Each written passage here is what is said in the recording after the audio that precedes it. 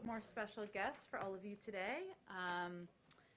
Secretary Buttigieg has, of course, been here before, so we're not going to give him a lengthy introduction, but Administrator Regan previously served as the Secretary of North Carolina Department of Environmental Quality.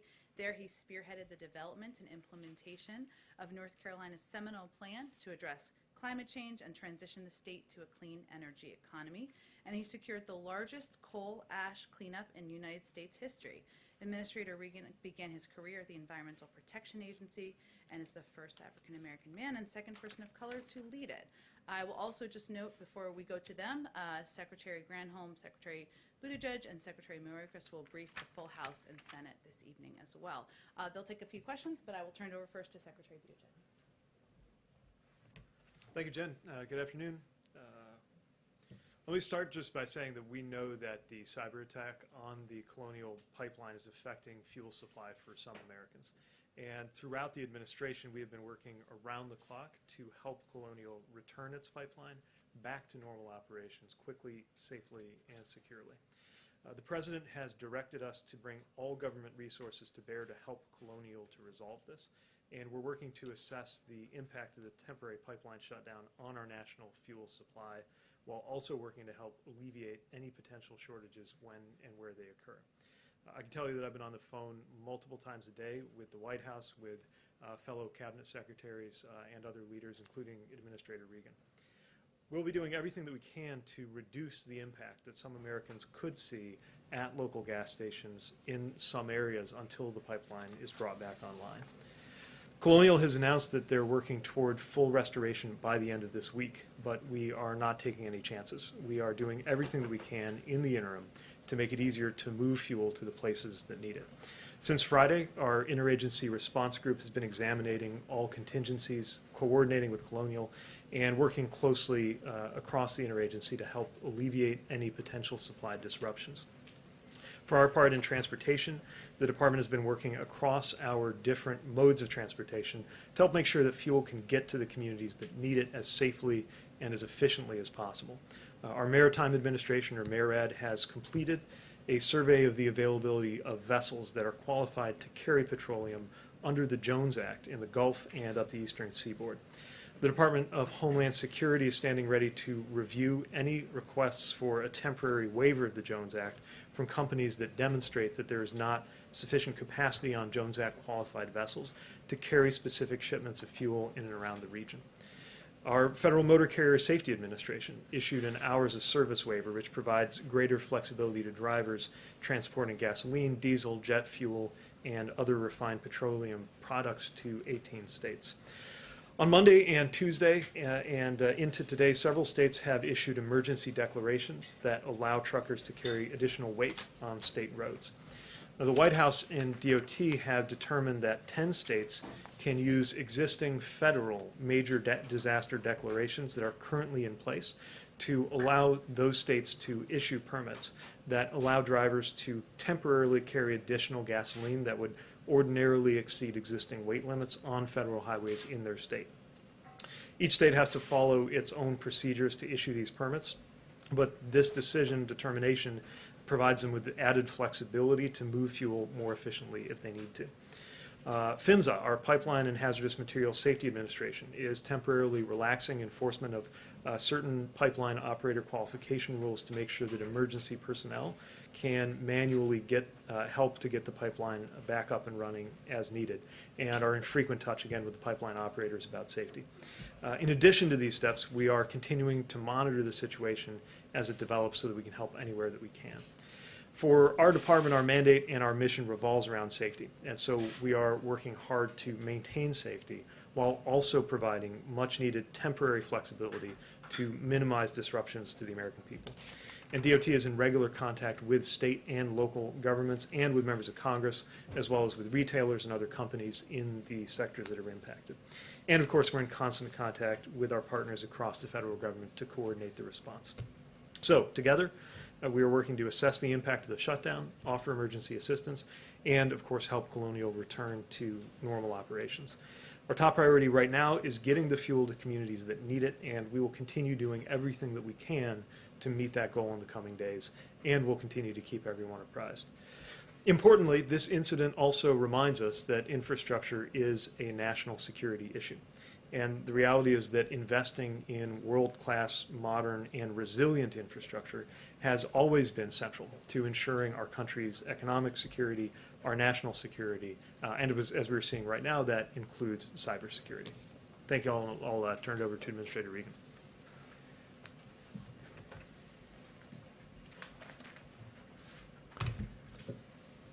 Thank you, Secretary Buttigieg. Jen, it's good to be here with you today.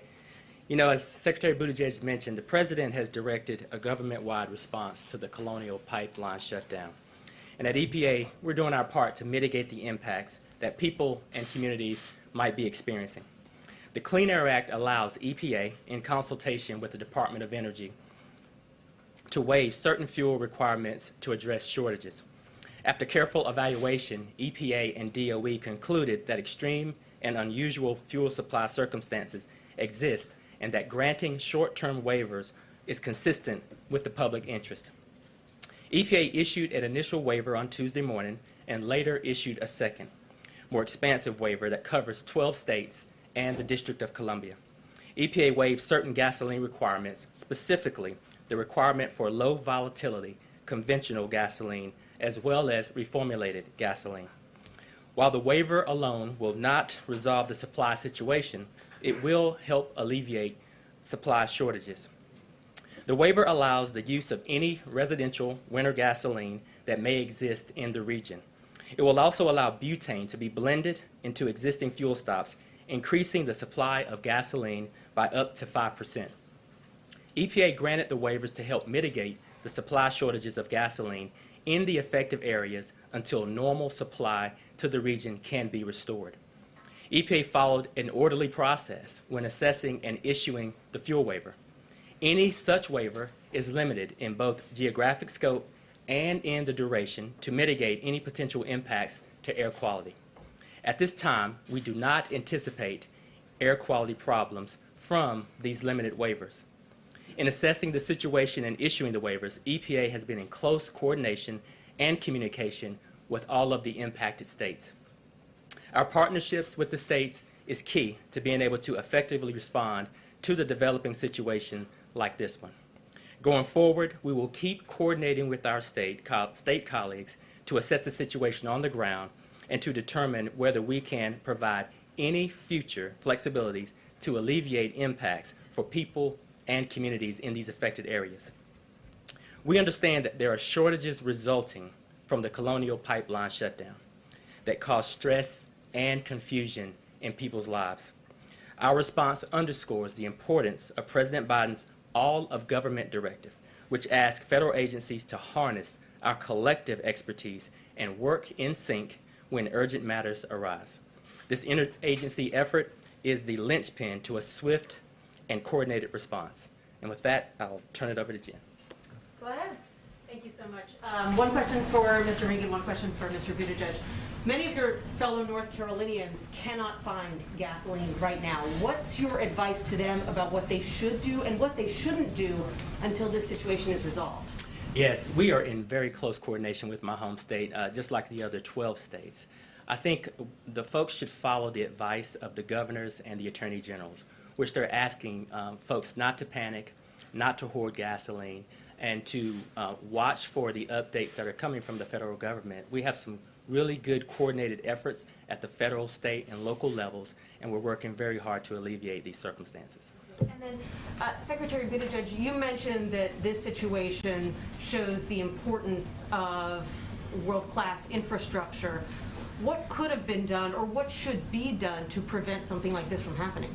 Well, this is part of what we have in mind when we talk about resilience. We need to make sure our infrastructure is resilient to climate security issues caused by the increased frequency and severity of weather events, but we also need to be sure that we are resilient in the face of cyber threats, and certainly in the kinds of things that the American Jobs Plan will be funding and supporting. I think part of the expectation for local authorities or states or other bodies seeking to get funding is that there be robust cybersecurity resilience and planning written into that. This is not an extra, this is not a luxury, this is not an option. This has to be core to how we secure our critical infrastructure, and that includes infrastructure that is not owned and operated by the federal government. We're being reminded that private companies and often local authorities own and operate so many of the critically important utilities and other infrastructure we count on. Here. Secretary Buttigieg, does the fact that this one ransomware attack could take down roughly 45% of the East Coast's fuel supply mean that we should be building additional pipelines going forward? Well, in this case, this was an issue about how a cyber attack impacted a pipeline that's there. I'm not sure it really speaks to the number or quantity of pipelines or their throughput. I do think it reminds us that we need to make sure that we have the most resilient and flexible infrastructure for the future, especially when it comes to something like energy. We've now had, you could argue, 2 major wake-up call experiences, one in Texas and now one here, each with a different cause, but both reminding us about the work that we have to do as a country. Jeff? Mr. Secretary Granholm yesterday said that she expected this issue to be resolved by the end of the week, more or less. Is that still your expectation?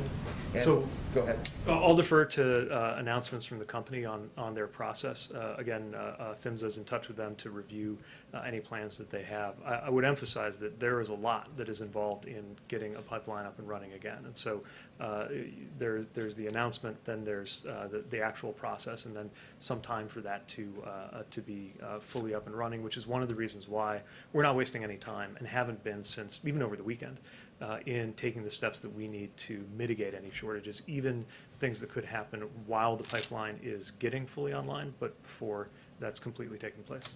And just to follow up for you, perhaps for both of you, you described the permits and the waivers to allow other ways of getting fuel to these affected areas of the country. Is that working? Is that fuel arriving? We've gotten indications and feedback that the hours of service waiver has had an impact, and we expect that the waivers will as well, but obviously they're very new, and so we'll be closely looking for feedback both from companies and from states on how that's going. Anything with that? Well, I will add that these waivers are working. We've seen, an exceptional response from all of our states who are very appreciative of these waivers. It does expand the fuel supply. It allows for fuels to be moved around more freely in the region, and it does relieve some of that tension. And so we'll continue to work closely with our states and our partners to ensure that we are taking all of the actions that we can to alleviate some of these situations. Mary? Mr. Secretary, we now see gas above $3 a gallon for the first time in 7 years. Bottom line, what's your message to Americans who are worried about how this is going to impact their wallet? How long do you think this is going to last? And do you think prices are going to go up even further?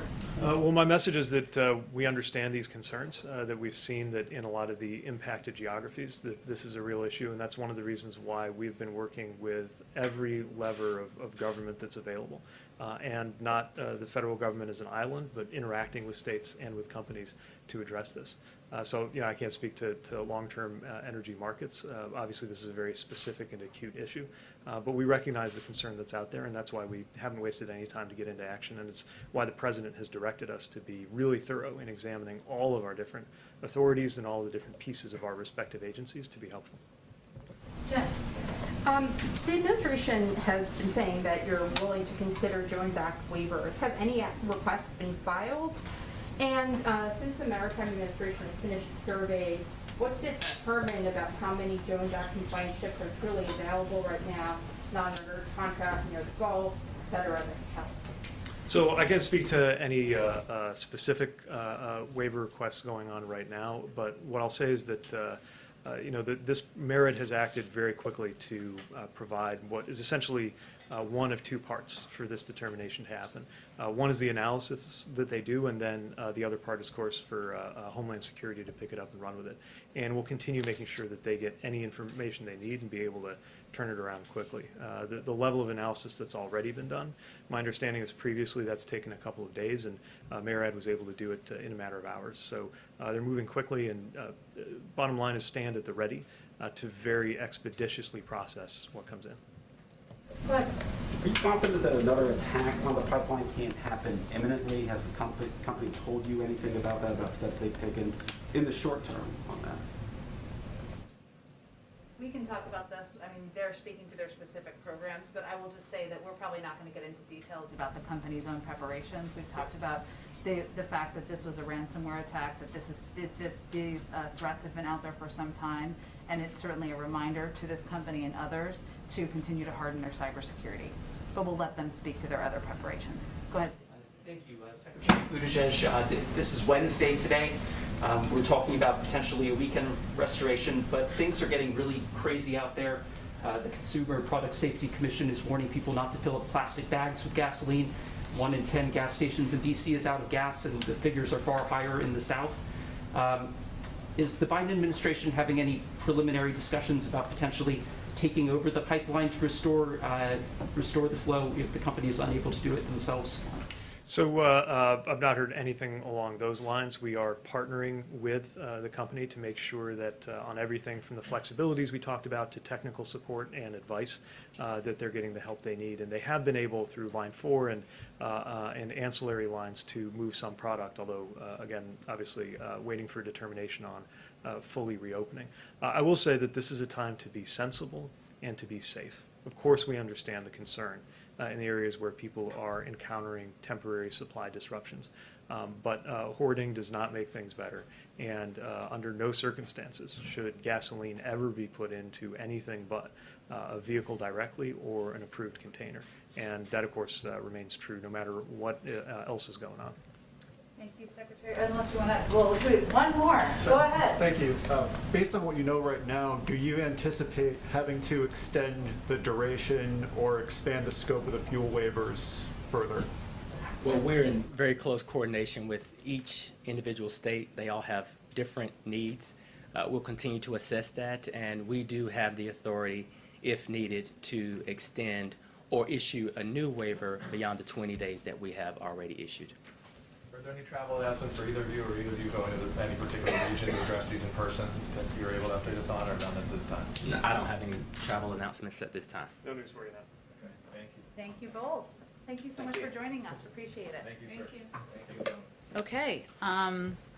All right, I have another kind of hard out here at 1 o'clock. Sorry, lots going on, but we will get to as many questions as we can. I do have a couple of additional details of outreach from the White House to governors I just wanted to convey to all of you. Our White House Director of Intergovernmental Affairs, Julie Rodriguez, has been in contact with a range of state and local leaders to discuss the administration's response, obviously, as have officials from a range of agencies. In separate calls with chiefs of staff from Governor Hogan of Maryland, Governor Northam of Virginia, Governor Wolf of Pennsylvania, Washington, D.C. Mayor Bowser, and Nashville, Tennessee Mayor Cooper, Julie had productive conversations outlining the actions we have taken to address the supply challenges, including, of course, EPA's waivers expanding gasoline supply. In each of these conversations, she welcomed feedback, encouraged close coordination. I would also convey to you that Secretary Granholm, who was here just yesterday, also hosted a conference call yesterday with the governors of the 14 states impacted by the Colonial Pipeline as a part of our ongoing effort to remain closely engaged with state and local leaders. I also wanted to provide an update on the Restaurant Revitalization Fund.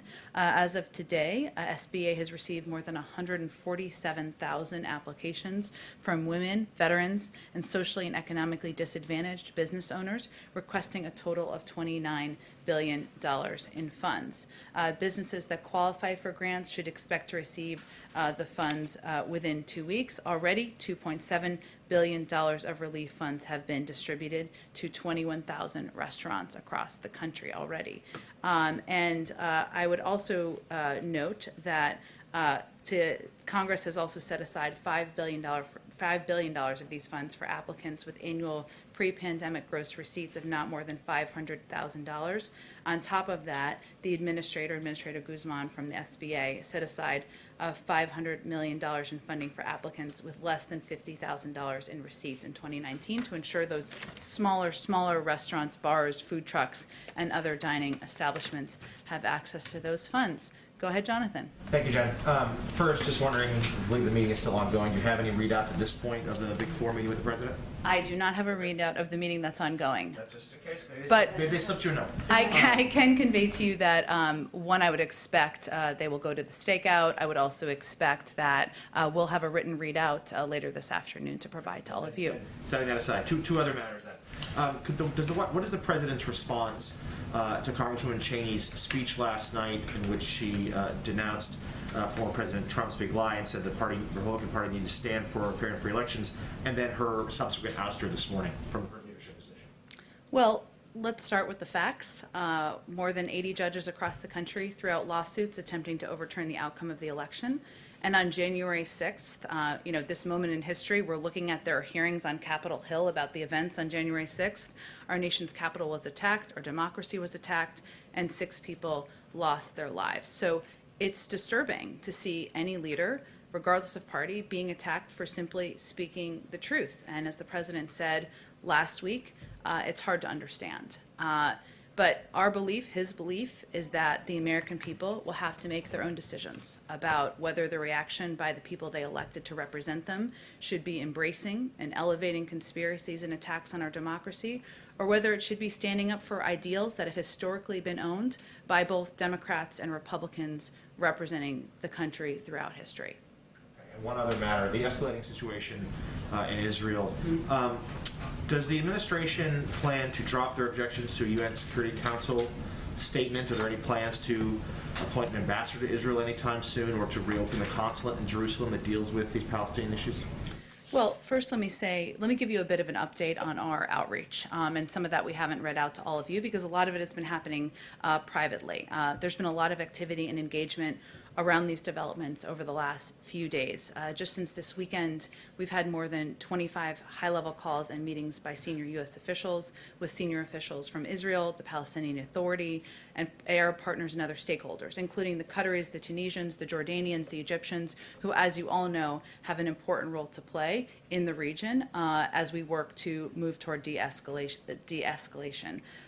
Just yesterday, we had more than 10 phone calls by senior Washington-based officials, including National Security Advisor Jake Sullivan's call with his counterpart. I will also say that in the region, we of course will nominate a qualified, experienced ambassador to Israel over the coming weeks. That's in process, and when it's ready, we'll announce that. But in the meantime, we have great confidence in our team on the ground in Jerusalem, led by a career diplomat, Jonathan Schreier, who enjoys open and regular access to a range of senior officials. And Jonathan and his team are fully latched up with both our team here, the State Department, officials on the ground. So our engagement is, a lot of it is happening privately through diplomatic channels. It's happening with officials in the region. We're in regular dialogue multiple times per day, as I noted, with Egyptian and Qatari officials, who have significant influence over for Hamas. And our objective here is de-escalation as we look to protecting the people in the region. Go ahead, Jen. Thanks, Jen. Just to confirm, the meeting is still going on. As when we came out here about 25 minutes ago, it was still going on. But I haven't seen any rustling of activity out there, so that sometimes is an indication. Okay. And without giving a readout on a meeting that may still be going on or had started anyway, can you give us a sense of when the president says he's looking for consensus on a compromise, what points did he bring to the meeting on which he is willing to compromise? Well, first I will say, Jeff, that the president believes that he was elected to find opportunities for common ground and to identify areas where we can work together. So some examples where there's already some activity on Capitol Hill are a conversation, I should say, that was a hard word for some reason, about infrastructure investment, modernizing our nation's infrastructure. As you all know, there's going to be a meeting tomorrow with Senator Capito and a number of Republican senators to discuss exactly that, to discuss the counterproposal they put forward and where we can find some common ground. But there is also an opportunity to work together on areas like increasing competitiveness among our workforce, to competing with China, to addressing the semiconductor chip shortage. There are a range of issues that there has historically been bipartisan cooperation on, including issues like immigration. But we will see what comes up in this meeting when it concludes. Obviously, the president has his agenda to discuss what we can work together on moving forward to help the American people. Each of those 4 leaders who are coming, none of them are wallflowers. I'm sure they will have items they want to discuss as well, and I expect they'll share that with you when the meeting concludes. Would corporate taxes be one area where he may have said, I'm willing to go to 25% instead of 28%? Well, he's conveyed that certainly publicly. And I wouldn't see this as a negotiation to come to a conclusion about the American Jobs Plan and how it will be paid for. But he's expressed an openness to a range of proposals, and his bottom line is that inaction is unacceptable and that he is not going to raise taxes on the American people who are making less than $400,000 a year. But he's open to a range of proposals. Go ahead. We heard Secretary Buttigieg just mention the desire to include more funding for cybersecurity in the American Jobs Plan. Why wasn't that included in the president's initial plan? And is it a must-do for you now? Well, I think what he's really what the secretary was talking about is how the grant funding is determined and what will be required for that grant funding. And that's part of the process, as you know, as these negotiations and conversations are happening with Capitol Hill. So, you know, I think at this point it will include, as the discussions continue, tying specific grants to recipients' implementation of cybersecurity goals, using tax credits to finance needed cybersecurity improvements. But I think it's clear that cybersecurity, ensuring private sector companies are hardening their cybersecurity, ensuring it's an across-the-government effort, is a priority to the president, and this will be linked now to our proposal for how specific grants should be distributed. And we have seen a bit of a shift in tone out of the White House in the last 24 hours. Yesterday, we were told there aren't supply shortages, it's a supply crunch, it will be short-lived. Now you all are describing it as supply shortages. Is the impact of this hack more than you anticipated? Well, I would say on Monday afternoon, so 48 hours ago, we said, at this moment, there is not a supply shortage. That was accurate at this moment. We also said that we are continuing to monitor very closely what the impact will be.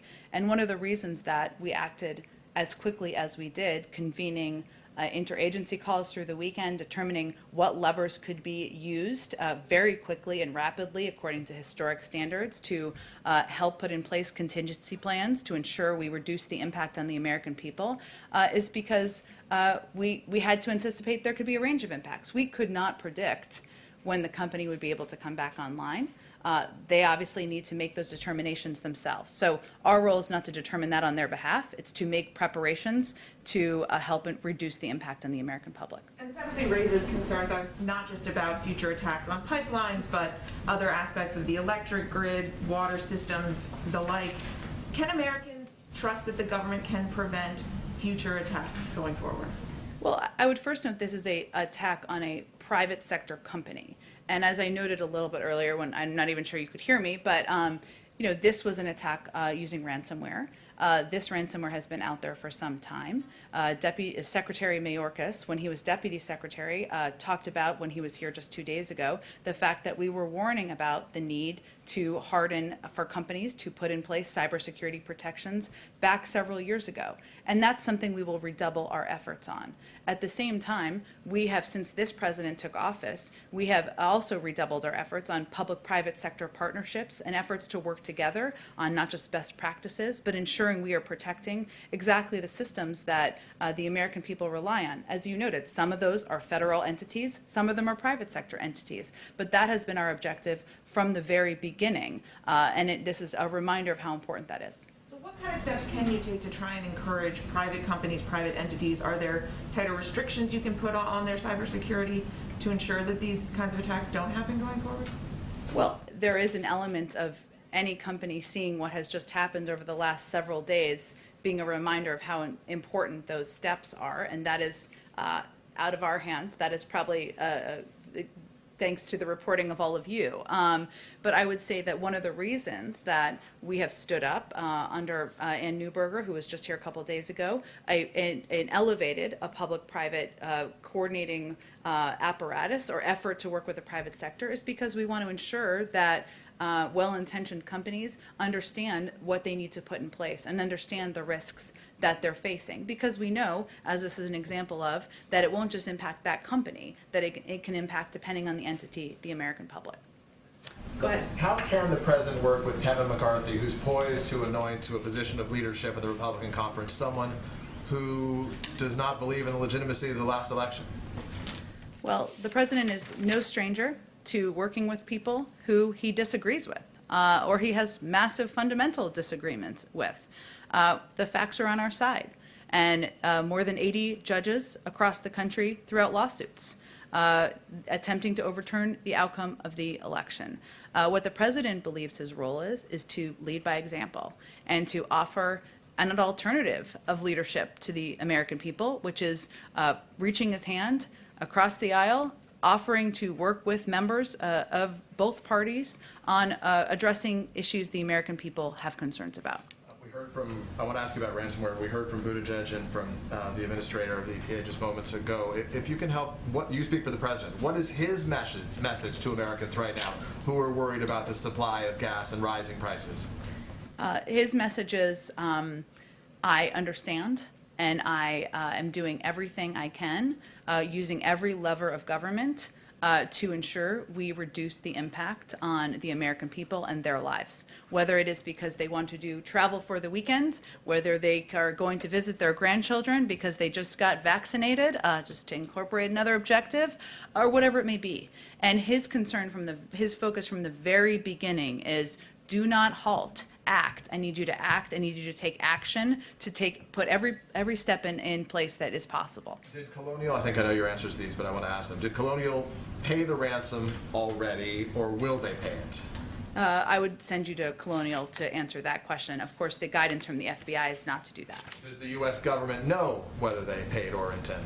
I just don't have anything more for you on that. Do you believe that the public and the government have a right to know when a major national security asset, like in this case, pays or would pay a ransom to the Russians? Well, first of all, Peter, we have not made an official attribution aside from the individual. To whomever. Okay, but that's an important point. Just for clarification, of official attribution, I will say that there is advice and guidance we get from the federal government because we know this incentivizes additional attacks. That is guidance that's given from the FBI. But this is a private sector company, and I would refer you to them for any questions about what they have or have not paid. Thank you, Jen. Go ahead. Thanks, Jen. Going back to the topic that Peter first touched on, Yeah. how does this president approach negotiating with someone who says that 100% of his focus is on stopping this administration?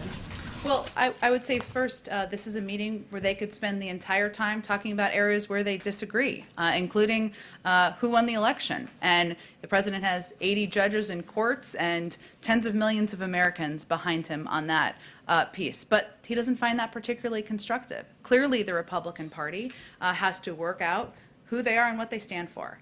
But this is not a meeting that's focused on that. So the president has a long history of working with people where he has strong disagreements, and his objective and his focus and his time today, nothing more valuable than the president's time, is going to be finding common ground, and that's how he'll approach it.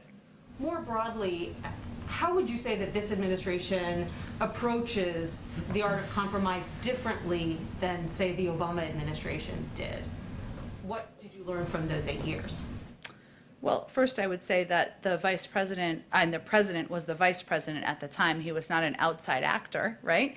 And he worked in close partnership with then President Obama to get a lot of work done for the American people, from the Affordable Care Act to the American Rescue Plan to moving forward an agenda in what we felt was the right direction. In terms of lessons learned from that period of time, I think that anyone who spent 8 years as vice president would probably look back and think, what would I have done differently at the time? I'll let him to speak to that more specifically. Go ahead. Okay. Just looking ahead to tomorrow's meeting, what do you expect to gain out of that meeting? We talked to, I believe, all of the offices for the Republican senators who Yeah. were involved, and one of them said, if the White House isn't prepared to come down on its overall number or change the funding structure, then this is all pointless. What's your response to The that? president's been clear, as have I, speaking on his behalf, that he's open to compromise, and his only line in the sand is around inaction. And certainly, I don't think anyone anticipates, including the members attending, for this to be a definitive meeting with an outcome where everything's signed with a bow or tied with a bow at the end. But we have been encouraged by the proposal. We expect this to be a good faith discussion, and the president's certainly approaching it through that prism. Go ahead, Karen. Thanks, Jen. Yesterday we heard from Senate Republicans, including Susan Collins, who said that the public's no longer looking to the CDC for guidance because the CDC is moving too slowly. You saw Georgia move ahead on the vaccinations for as young as 12 years old without waiting for the CDC. Is the White House concerned that the public is tuning out the top health experts? Well, I think you referred to two people who are obviously in public life, but I'm not sure that's a reflection of the totality of the American public. What we know is that, or how we've approached things, is that we believe that health and medical experts should be our North Star, and that leaning on them and their data analysis and their review of what they think the guidance should be to ensure that the American people can be confident in that should continue to be our North Star. So here's what we also know. As more people get vaccinated, there will be less and less need for certain restrictions. And the CDC has said they will continue to evaluate the science and update their guidelines. But our objective is to ensure that the American people have confidence in the fact that we are leaning into, we're not making political decisions. We are leaning into the advice and counsel of medical experts. Sometimes people may feel that's slow. We understand. It's frustrating. I'm tired of wearing a mask too.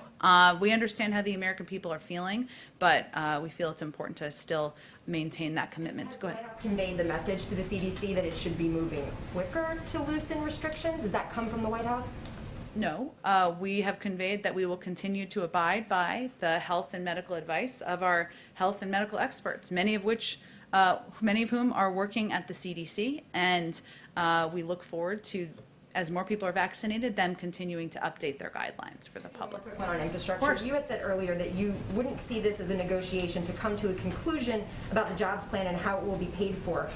Knowing you can't give a readout of the meeting that's perhaps still going, what did the president want to leave the room achieving today? Like, was there one thing tangible that he wanted to walk away from this conversation saying, we hit this point, we move this forward?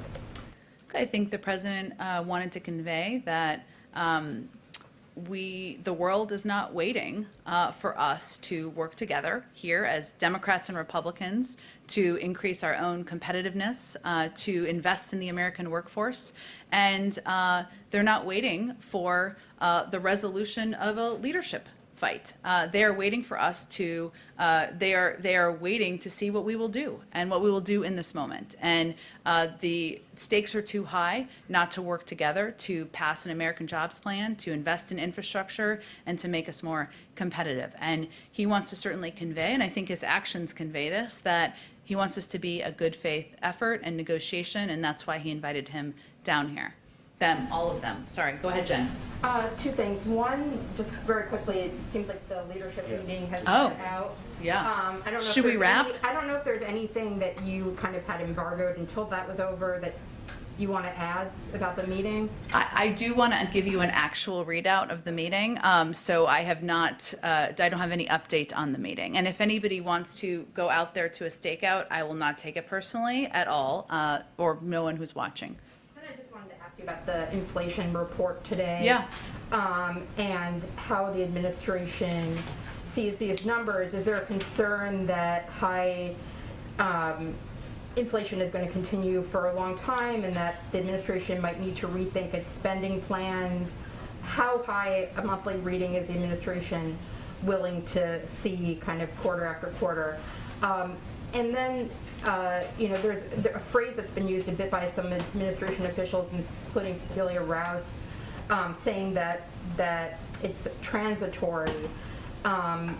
What does that mean? Is that thinking about the next couple of months or through the end of the year, just as we're seeing these bumps that, might spike up some numbers, or you might see low jobs numbers, and it's all just kind of the economy getting back to, normal? Sure. Well, first let me say that obviously our CE chair has said that, but it reflects the consensus view among economists that our country is experiencing a massive transition from the slowdown during the pandemic to flipping the switch back on as we are continuing the path to recovery, that we would see a specific number of months or quarters where there is a transitory increase. And that's something that we have prepared for and that most economists say will be temporary. I will say there's some interesting data.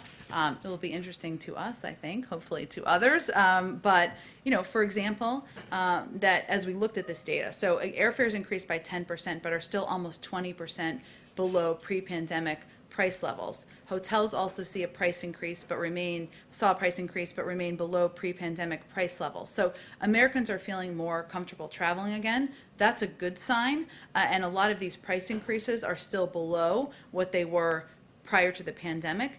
We're also seeing in the data that some of the price increases impact the reflection of the supply chain pressures. So if you look at used motor vehicle prices, that accounted for more than a third of the increase, and that it was an impact in large part because there are fewer new cars, and as a result, there are more. And that is an impact of the semiconductor chip shortage, right? So there's a couple of data points that are specific to this moment, and we knew just as the economy sort of shrunk and shut down, that as it's turning back on, there would be some of these impacts. But we are constantly tracking. We have shared our expectations on inflation. As we experience this massive transition, we continue to chart our path to recovery, and we know that number of the investments that we have proposed were long needed even before the last several months. Just one bigger picture question. You have these surprising inflation numbers. The jobs number was much lower than expected. Situation in Israel, the pipeline. Does it suddenly feel like the external world is turning on you guys, or that you suddenly are juggling a lot more crises, or any concern about that? That's what we're made for here. We certainly know that, and the president knew from having served as vice president for 8 years, that when you walk in and you're the leader of the free world and you're overseeing a country that is still working its way through a pandemic and an economic recovery, that you have to be prepared to juggle multiple challenges, multiple crises at one time, and that's exactly what we're doing at this moment. Go ahead, Courtney. Thanks, Jen. I just wanted to follow up on what you said about the president nominating an ambassador to Israel in the coming weeks. I wanted to go back to Jonathan's question. Is the president considering reopening a consul or consulate general in Jerusalem? And then more broadly, when can we expect the president to announce his more high-profile ambassadorships? And will that come before he travels in June? It's not timed to a trip, I will say, but I would expect we'll have more in the coming weeks. They go through a process of consideration and obviously final decisions by the President of the United States. In terms of the question about reopening the consulate, I would certainly point you to the State Department. They may have already addressed that, but they'd be the appropriate entity for that. Go ahead. Thanks, Jen, and thanks for continuing to take questions despite this weird situation. I know, but it's okay. I know people wanted to go out there, but yeah. So I've got two questions, Okay. Two areas. I'd like to ask quickly about jobs and also about a couple of press freedom issues, which of course I imagine is important to everyone here. The first one on jobs, the Brooklyn Chamber of Commerce just polled 200 small businesses, and 64% are having trouble hiring people, 42% of them cited the higher COVID-19 unemployment benefits. University of Chicago separately estimated 42% of people are getting more money not to work than they would have in their previous jobs. President Biden said on Monday, quote, no one should be allowed to game the system, and we will insist that the law is followed. Has the White House done anything to instruct states to more severely enforce the rules on unemployment benefits? We certainly expect any state is enforcing the law, but I would say that what we've seen across the majority of economic data and from the majority of economists is that the biggest impacts and factors are the pandemic and the fact that we're still recovering from a pandemic, and people having concerns or issues with childcare or fears, if they're not yet vaccinated, about going back to a workplace. And there are a number of steps we've put in place, including assistance to restaurants, as I noted earlier today, to small businesses, to ensure they have that vital assistance at this point in time. And obviously for bigger companies, we've been encouraging them to use some of the $1.4 trillion in assistance they've received to pay higher living wages. But those are the range of factors that most economists believe are the issues at this point in time, even though we look at data over the course of several months. And over several months, we've been creating about 500,000 jobs a month. So when President Biden says that, he's basically just putting it out there that states should enforce it and that people should comply with the rules in place, not necessarily that there's anything new the federal government's doing. Well, we certainly expect states to abide by the laws, as I'm sure you do. Did you have a second question? Yes, I do. I'd like to ask about a couple of press freedom issues. On Friday, we learned that the Justice Department last year seized the phone records of several Washington Post journalists.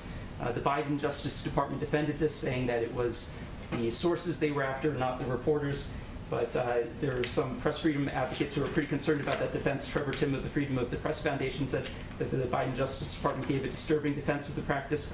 Bruce Brown, the executive director of the Reporters Committee for Freedom of the Press, said that it raises serious First Amendment concerns. Do you, as the government's top press officer, have concerns about reporters' records being taken, including in this instance? Well, given this was an action taken by the last administration, and the Department of Justice oversees, obviously, our legal actions, has already spoken to it, I'm not going to have anything additional to The add. second part on press freedom is this marked International Press Freedom Day, which was celebrated on Twitter by the Secretary of State and the Vice President, who wrote, "A free press is critical to democracy." The whistleblower Edward Snowden responded by writing, "This would be more persuasive if the White House wasn't aggressively seeking a 175-year sentence for a publisher of award-winning journalism." Is referring to WikiLeaks publisher Julian Assange. The Obama-Biden administration was infamous for taking a heavy hand toward reporters and leaks, including taking the Associated Press's call records and calling a Fox reporter a possible conspirator. But the Obama Justice Department decided not to prosecute Assange for fear of setting a precedent that could be used to prosecute journalists dealing with classified information. In the name of press freedom, will President Biden be intervening in the Assange case to stop the prosecution, or will he be allowing the Justice Department and the courts to sort this out? Well, in the name of independent justice, we will allow the Justice Department, encourage the Justice Department to continue to be an independent Justice Department, which I know is different from what we saw over the last 4 years, so it feels funny to some people. Go ahead in the back. Thank you, Jen. First question about the potential closing of the Line 5 pipeline in Michigan. Has the president been in touch, in contact with Prime Minister Trudeau?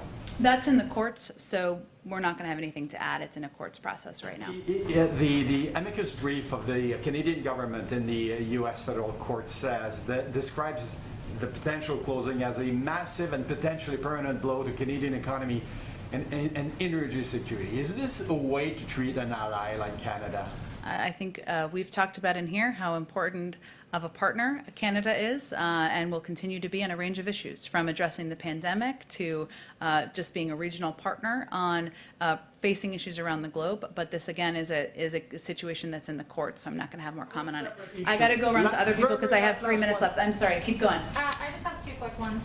So my first question, I wanted to ask about, there's a recent New York Magazine article about how the White House polices language in Washington that I'm sure you read the other day. And a particular graph points to an Associated Press memo that advises reporters against using the word crisis, which the administration has said that they're not going to use the word crisis for the border. It cites a person close to the White House as saying that one very real possibility is that this strategy works. They may get criticism and think pieces about it, but at his 100-day mark, Biden is the most liberal president we've had, and the public thinks he's a moderate. That's a winning strategy to me. They're willing to accept that you're going to write this piece as long as they know that swing voters in Colorado aren't going to read it. So does this reflect the White House's thinking that the goal is for Americans to view the president as moderate as he pursues, according to the, quote, the most liberal agenda that we've seen?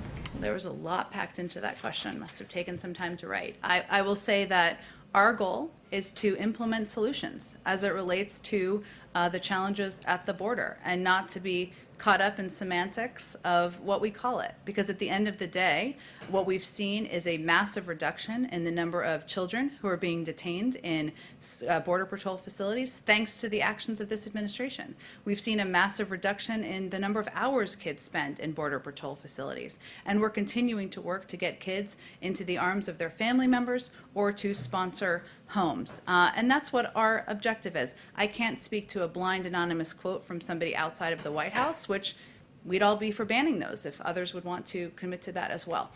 Go ahead. Go ahead. Sure, thank you. What contingency plans are in place if Congress can't come to a quick agreement on increasing the debt ceiling, since Secretary Yellen suggested that Treasury might exhaust the so-called extraordinary measures sooner than some analysts have estimated? Well, let me just first say that we fully expect Congress to act in a timely manner to raise or suspend the debt ceiling, as they did 3 times on a broad bipartisan basis during the last administration. And as you know from covering it, raising or suspending the debt ceiling does not authorize new spending. It merely allows Treasury to meet obligations that Congresses have already approved. So that's what our focus is on, and we certainly expect them to follow suit of the last several administrations, or last several times they raised it. Go ahead, in the back. Jen. Thanks Just for your patience. No problem. Just a few quick ones, and Sure. I'll be quick. Does immigration continue to be a priority in these meetings that are so important, and they could do a lot for the progress of an immigration bill? Well, again, it's hard for me. They may have read some of it out to read out a meeting that was still going on when I came out here, but the president remains committed that immigration continues to be a top priority for the president. That's why he proposed a bill on day one. That's why he communicated in his joint session speech that we should look for ways to find common ground, find agreement on what pieces we can move forward. And he certainly believes, even as we've made progress at the border, that in order to address this over the long term, we need to put in place long-term solutions. So he will continue to absolutely advocate for it. But I don't know if it was a topic in the meeting yet. The rancher the couple who found the 5 young girls that were rescued a few days ago, said to the president in an interview that he did, "We want you to come to the border. This is not humane anymore." What do you have to say about that? I will say first that that was a heartbreaking situation, and we're thankful for the work of CBP to ensure those minors' safety. This is another example of why we continue to be very clear that individuals should not make the treacherous journey north and put their lives in the hands of smugglers or others for unsafe circumstances. And again, just to reiterate, our focus remains on solutions, on ensuring we're expediting processing, we're getting kids into safe and humane conditions, and that's, if going to the border changed that or helped that, that would be one thing. But our focus is on implementing pieces that we can, so we can make their lives better. On consumer prices picking back up on what was asked earlier on, is this a concern going forward that the prices will continue to rise, that it will have an impact on the recovery that you want to have in the economy? Well, again, I think this is obviously something we monitor quite closely, and we certainly monitor specifically from, it's the job of the independent Federal Reserve to manage all aspects of inflationary pressure as they pursue their dual mandate of achieving full employment at stable prices. So it's the policy of us not to, executive branch, not to comment on that really in terms of the future of inflation. But I will say that, it's important to note what the very specific, as I did in response to an earlier question, factors are at play here, which include, as I noted, the airfares increasing by 10%, but still being 20% below pre-pandemic levels, hotels seeing a price increase but remaining below pre-pandemic levels. So there are a range of factors here at play, obviously addressing the semiconductor chip shortage that we think we remain committed to and we will continue to work to address. Okay, thanks. Okay. Just moments ago, Leader McConnell said to those reporters, some of This whom is were like real life happening here. real news in real time. Leader McConnell said moments ago that they communicated to the president that they will not budge on the 2017 tax cuts, which means, well, you know what that means. I guess, what is the White House? What do you say to that?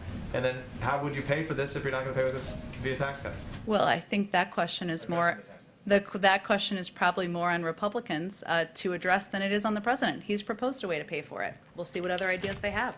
Thanks, everyone.